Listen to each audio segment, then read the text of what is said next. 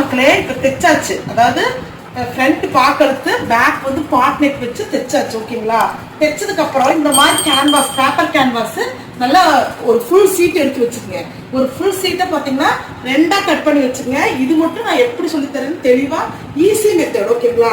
இப்போ பார்த்தீங்கன்னா இது 2ஆ மடிச்சுக்கணும். மடிச்சதுக்கு அப்புறம் இப்போ நீங்க இதை தைச்சு முடிச்சுட்டு இதுவே இப்படி போட்டுக்கணும். ஓகேங்களா? சமமாவே போட்டுக்கோங்க. இந்த கேன்வாஸை இப்படி சமமா, அதாவது கைப்பகுதி, இப்போ கைப்பகுதி கேன்வாஸை 2ஆ போட்டுட்டு கைப்பகுதி சமமா போட்டுட்டு இந்த இடத்துல மடிப்பு இருக்கணுமா அதெல்லாம் ஒன்றும் வேண்டாம். வெட்டு பகுதி 2 கேன்வாஸ் இருக்கணும் உங்களுக்கு. இப்போ சமமா போட்டு விரிச்சதுக்கு அப்புறமா நீங்க என்ன பண்றீங்கன்னா இந்த கர்வ் மெத்தட் இது பாருங்க.